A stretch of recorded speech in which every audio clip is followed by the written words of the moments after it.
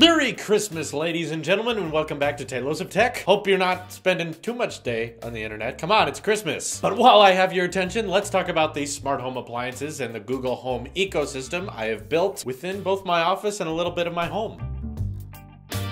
So this is kind of a review 2.0 because originally someone was interested in my thoughts on the Google Home Mini, which I had no interest in purchasing. Everyone kept talking about how cheap it was and that, sure, you should check it out. I mean, come on, it's only $30. So I did because someone actually super chatted the price for it. And as you guys remember, not really a fan. I mean, it's cheap, so it's very hard to say that it's not worth it because, hey, if you don't enjoy it, then you're only out 30 bucks. Big whoop. But then we had a couple of anonymous fans donate and say that, no, I'm not really experiencing the Google Home Mini to its full potential and that I really should be putting it in lots of different rooms, be using it from far away. Then of course you guys saw the Google Home Max fundraiser and that product review happened. So as of right now, we have some smart switches at the office. We've got some smart bulbs, some smart outlets, and of course we've got a grand total of 3 different Google Home Minis, one for each color. And of course that Google Home Max that I love so much. My favorite Google hardware product, which sounds very, very loud. Sound quality is excellent. And my overall opinion of now making a smart environment in which the lights, whether it be switches or bulbs, are now able to be controlled via Google, is that it's hard to say that it's not cool. So I will just go ahead and say it. It is pretty cool to be able to voice control so many different parts of the office. The fact that I can just say, hello Google, turn off the outdoor lights or turn on the outdoor lights. And by the way, for those people asking why I say hello Google, it's because that's the term I know that I can say while recording and it won't set off your or my devices. So obviously we know that hello Google doesn't turn it on, but just so you know, trying to be courteous. Anyway, there's a lot of lights actually in this office building that are older, that are very far away and kind of hard to access. So it was actually pretty convenient to be able to swap them out with a smart switch, because then once we did that, we never had to go to the opposite end of the studio to turn on the light. Now we can just voice control it and the lights are there. It's also been very convenient, and this actually has nothing to do with the Google Assistant, but very, very convenient that when I'm away from the office or I'm away from home and I go, oh, I haven't been at the office for a while, the outside lights or the inside lights are probably not on. Therefore, I'm just going to open my phone and turn them on remotely from there. It can work from any distance as long as you have an internet connection. That, again, has been pretty cool that I can just be like, I want the lights to be on before I get back to the office. So yeah, pretty cool. One actually convenient thing I like about having a Google Home Mini in my bedroom is that for me to sleep, I kind of need that white noise. Usually I need like a fan running or something, but now it's in the winter and you really don't want to have a fan running because it gets so cold anyway. So now what I do is right before I go to bed, I say, hello Google, play relaxing water music on YouTube, and then it just kind of plays this ambient piano and water trickling sound, and it makes it a lot easier to sleep. It provides really good white noise, and it's just kind of Zen mode relaxing sleep. It kind of provides something for your ears to latch onto, because usually in absolute silence, I have a hard time letting thoughts go, letting the plans of the next day or all the things coming in the next week. It's very hard to tune those out when the room is dead silent, so having the Home Mini right next to my bed has actually been pretty convenient. And you know, before, when I just had the one, it was just in the lobby at the office, and that's the only real place I used it. And I still stand by my opinion that the Google Home Minis do not sound that great and likely should never really be played at full volume, just because it sounds so distorted and so crackly at 100%. But when I'm trying to sleep and stuff, you know, if it's just playing at 20%, it provides a nice ambience background music, and for that as well, it's been really nice. There's definitely some interesting party kind of features that the new smart bulbs, mine in particular, were designed by TP-Link, are now able to change color, any color you can think of. And now when I'm talking to the Google Assistant, I can say change the outdoor lights to red or change them to blue, which really has no logical purpose. But again, as I've mentioned, it is pretty cool the fact that now with your voice, you can change certain light bulbs to a different color, which has just been fun. However, kind of expensive, so not all of the bulbs that we replaced in the office were the color switching kind. A lot of them were a lot cheaper if they were just a single color temperature, which was fine, because there's definitely things like security lights that we just want to have on for our cameras around here. So that's about it. However, I have to keep asking the question because I did realize that in this process of outfitting the whole office with smarts, when do you draw the line and say, is this worth it? Because it does mean a lot of setting up. We have to do a lot of wiring to get certain smart switches enabled. We have to change out bulbs with bulbs that can cost anywhere from $15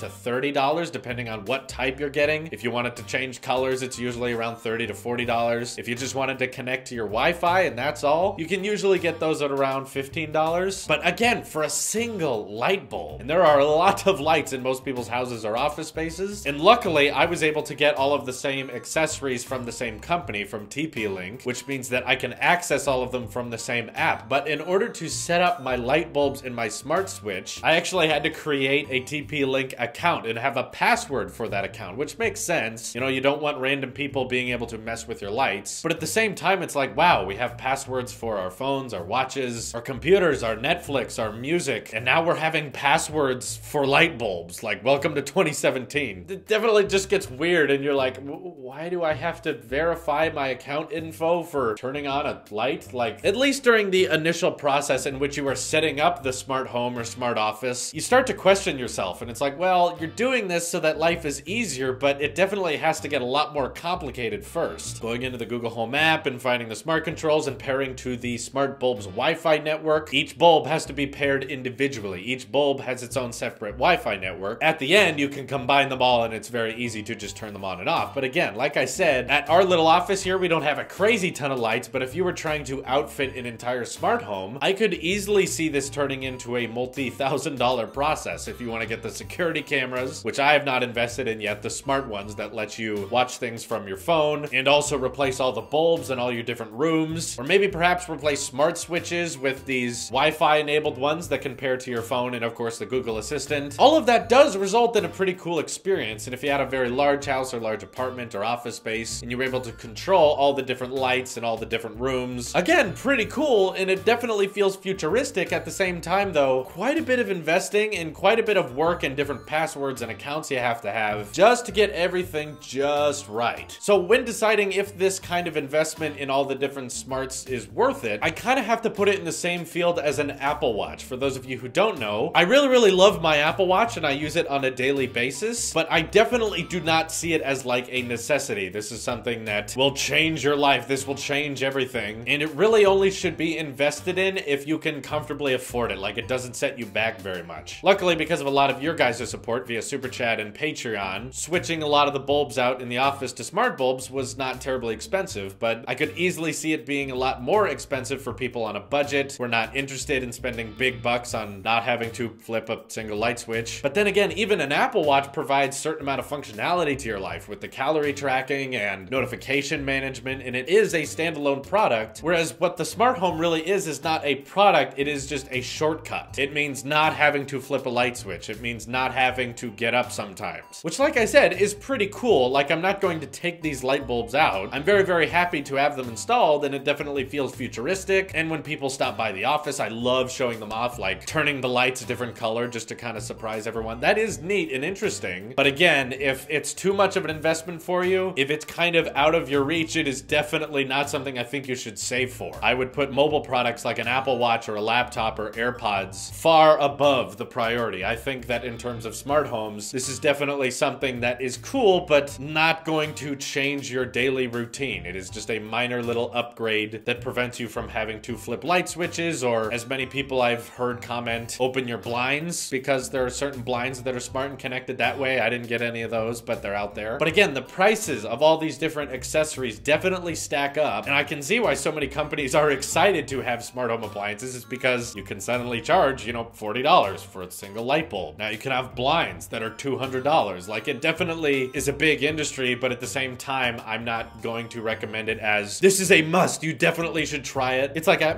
it's neat, it's cool. I think this is a type of technology we'll see implemented more just when people build new houses and outfit them with smart accessories to begin with. Not necessarily every single person is going to run out to try to buy all of these smart bulbs. It's not like some new flat screen TV technology or some new smartphone, because it doesn't really add anything to your life. It's just creating shortcuts, and it's kind of an expensive shortcut. Now, don't get me wrong, I'm usually all for expensive things as long as they're good. You know, iPhone 10, Apple Watch, Series 3, iMac Pro, as we're hopefully seeing very soon. I'm not against things that are expensive. I just think that if they are expensive, they should help your life a lot. And in terms of the smart home stuff, it can very quickly become pricey, and it really only saves you a couple steps. Like walking into a room with the lights off, you're typically going to flip that light switch anyway. Does talking to the Google Assistant to have it turn on save a ton of time? Not really. But it definitely feels futuristic, and there's a couple of options like being able to control your lights from far away, or being able to change the bulb's colors, which are fancy and interesting, but not put it in the realm of functional. These types of products are definitely more toyish to me. They're kind of like, hey, this is kind of fun. I can tell it to do this. But while the Google Assistant is definitely and easily the smartest digital assistant out there, as someone who uses Siri pretty often, I can attest to this, there's definitely a ton of things the Google Assistant should be able to do that it still can't. Like sometimes I want to say turn off the outside lights and turn on the inside lights, and she'll be like, sorry, I cannot do that, even though she heard me correctly. And often other times we found the Google Assistant speakers going off and start listening to us when we did not call them out at all. We don't even say the word Google. And it's very frustrating because I actually cannot recreate it. I'll say the same phrase again and they won't go off. So yeah, the smart speakers are really good at hearing you, but oftentimes they get a little bit too anxious and they'll start listening even though we didn't say anything. And then there will be other times when I will say the hello Google command and it will also not pick me up. But again, it's very hard to recreate that occasion. So I still feel that disconnect between digital assistant and person, which is why I don't have a rush. I don't have a desire to use the Google Assistant on all of my Google Home Minis and the Google Home Max. While it's nice to have those speakers everywhere, I really love their sound quality. I do not find the digital assistant part of it to be the primary reason I like those products. So I hope that provided some insight for you. My mind was definitely changed once I outfitted the office with smart home tech and got a few more Google speakers. It's definitely been an interesting one. I know a lot of people were interested, in my opinion, on smart home stuff, and now you have it. I'm curious of what your guys' smart home tech is like. What do you guys think of it? Or for those of you who haven't invested yet, what's preventing you? What would need to happen in order for it to be interesting? Perhaps some of you are waiting on the HomePod, which, yeah,